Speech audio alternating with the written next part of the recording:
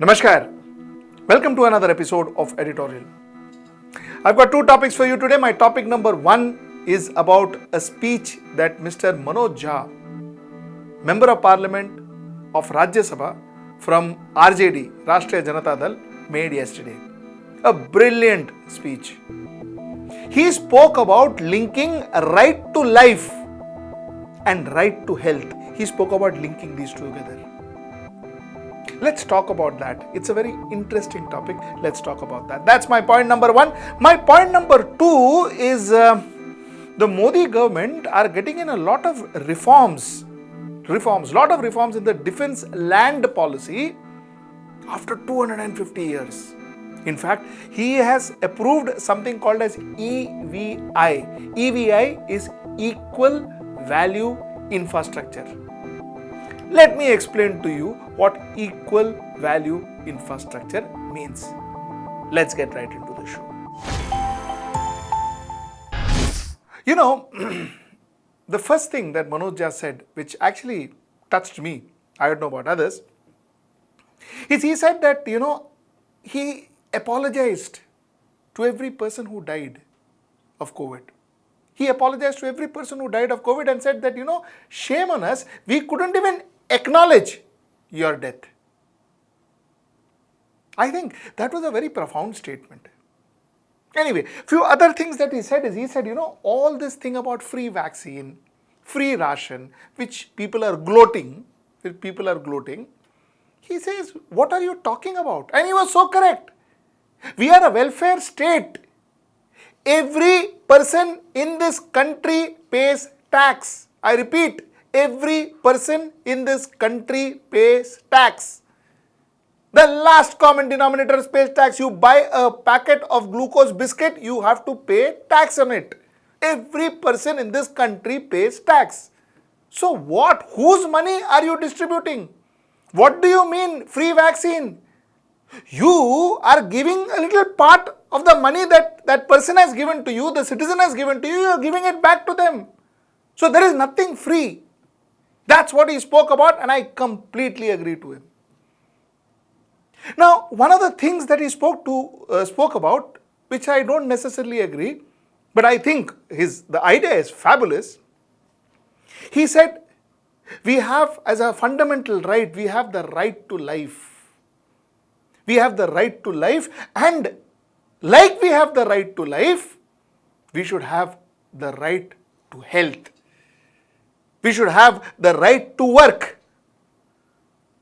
This will ensure that the hospitals are equipped. This will ensure that the hospital will give beds, will ensure that a patient who is dying, who needs oxygen, will get oxygen, will get beds. This is what he said. He said right to work will ensure that a migrant worker can go anywhere in this country and work. This is what he said. And the reason I say I beg to differ is because I have a basic question that I ask. And I ask this as purely as a layman. I don't ask this as I am not a parliamentarian, nor am I a lawyer, nor do I understand constitutional law, so on and so forth. I am asking purely as a layman. Right to life? Do we really have a right to life? People died because the state couldn't provide them oxygen. Where was the right to life? People died because they didn't get medicines. People died because they didn't get bed. Where was the right to life? Migrant laborers died on the road. They died in the train. We don't even know the numbers. Where is the right to life? There were bodies floating in Ganga. Bodies floating. We don't know whether they jumped in or somebody threw them there. We don't know. Thousands and thousands of bodies floating in Ganga. Where is the right to life? So what are we linking with? How will linking right to health with right to life, when right to life itself has no relevance in India? What are you linking? You see, I'll go through some of our rights, not all of them, I'll go through some of them. We have the right to equality. Do we really have the right to equality in this country? Does it actually exist? We have right to freedom. Right to freedom. Right to privacy is also part of right to life. You know that? And that's how Pegasus happened. That's how Pegasus happened. Rights against exploitation. We have rights against exploitation. That is Article 23-24. Right against exploitation. Show me one person in India. Show me one person in India who has not been exploited at one point or another. Show me one person in India. This is right. These are fundamental rights according to the Constitution of India. So the point is, what I want to say is, while he spoke beautifully, and I'm going to put that speech is in Hindi, I'm going to put that speech after the editorial. Do listen to it. It's amazing. He's a fantastic orator. He spoke very well. Like I said, I ask you this question as a layman. I don't ask you this question as a professional. I'm not a constitutional lawyer, or I don't have proficiency in constitution and all of that. I don't. But I really want to ask you, and I want your opinion. I want you to write back to me. I want you to write in the comment box. I want you to write back to me. Do we really practice right to equality, right to freedom, rights against exploitation, right to freedom of religion, culture and educational rights? Do we actually practice all these rights which are there in our article, in our constitution? Are these actually practical? Does it happen? I want you to answer this. I want you to tell me this. Let's go to topic number 2. Okay, so the Prime Minister, the Modi government actually, has given approval to something called as EVI, Equal Value Infrastructure. Now, I'll tell you what equal value infrastructure is. But before that, I have to take you back to 1765. Okay, we'll try and explain it as lucidly as possible. In 1765, when British was planning to, consolidating their colonization of the subcontinent, in 1765 they started a cantonment area in Bengal, in a place called Barakpur. So Barakpur, Bengal, they built their first cantonment. 1765. In 1801, the then Governor General in Council of East India Company made a rule. He said, Baba, listen, ये जो barrack है ना, ये जो cantonment area है, no other person except for the army men should stay there. Number 1. Number 2 is, there is no question of you ever selling this cantonment area or ever giving it on rent. That is not possible. Now there was a reason for it. Reason क्या था कि, you see, like I told you about police, even army, the British didn't want their army officers, their army men, their families to mix with Indians. Or possibly those people didn't want to, those foreigners didn't want to mix with Indians, those Englishmen and women. They didn't want to mix with Indians. So they wanted to keep Indians as far away as possible from them. And that is why they said they bought huge land where the actual usage of land was not as much. But they bought huge land and said nobody can come inside, nobody can buy that land, nobody can use that land, no infrastructure can be made on that land. This was the story. Okay, so we are now in 1801. And from 1801, there has been no changes into this. There has been no much changes on this rule. Cantonment area has remained cantonment area. One couldn't still buy land in cantonment area. One couldn't still occupy anything in cantonment area, so on and so forth. Now, you know what? In India, the cantonment area, the size of cantonment area, they say is around 17.95 lakh acres.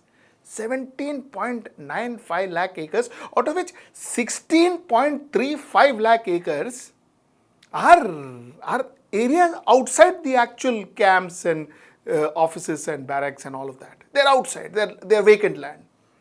That's what they say. Okay. Now the Modi government passed a rule. The Modi government passed a rule which was called as, like I said, the EVI, Equal Value Infrastructure. What did Equal Value Infrastructure said? Equal Value Infrastructure said that, listen, if you want to build a highway, that is, if National Highway Authority of India wants to build a highway, or a state wants to build a metro, or a state government wants to do something with that land, the state government can go and take that land from the cantonment, from the services, from the army. In lieu of which, the state government will have to build infrastructure for the army. So, what the idea was that supposing they have a land, this land is worth say 100 rupees. The state government wants to build a highway from that, or NHI, the National Highway Authority of India wants to build a highway from that, through that land. So they can take that land from cantonment area. The cantonment, the military will decide the price of that land, the value of that land.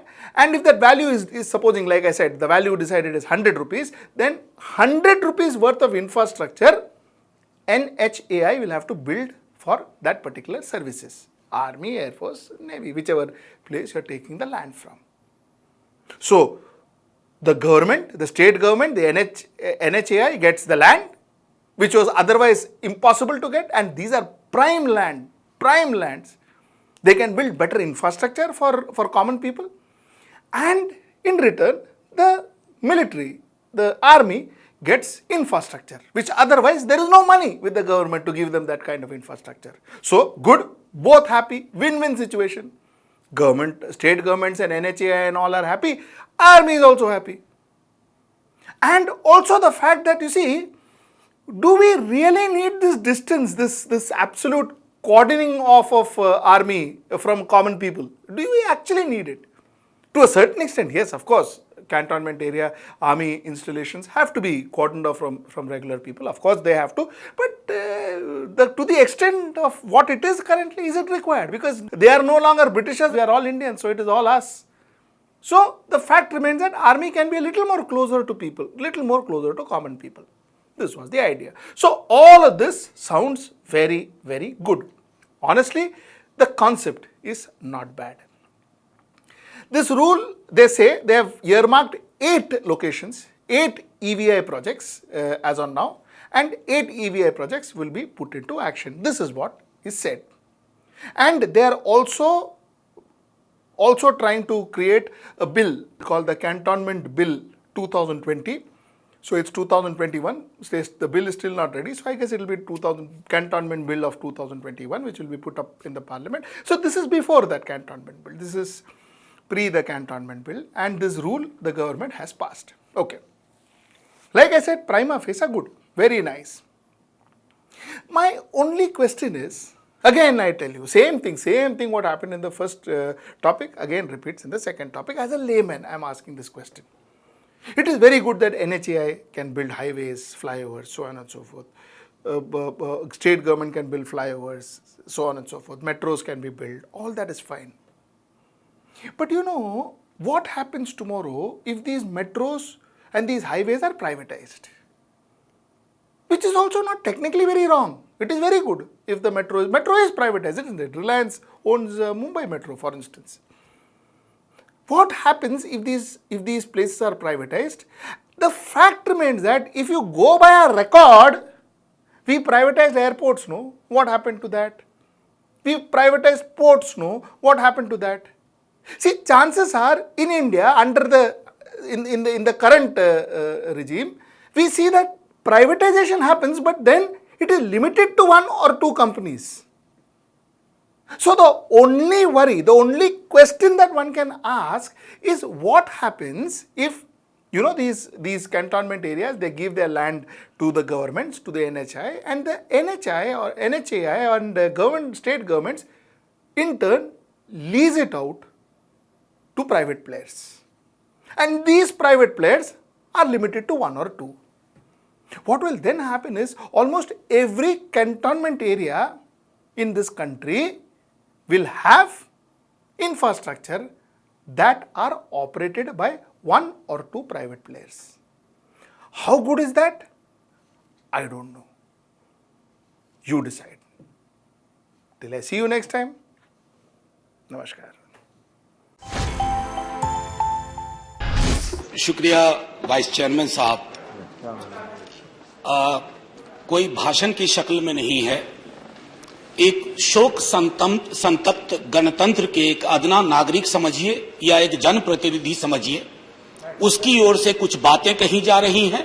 और सबसे पहले माफीनामा उन तमाम लोगों को जिनकी मौत को भी हम एक्नॉलेज नहीं कर रहे हैं, जो हम जान ही रहे हैं कि वो मारे गए।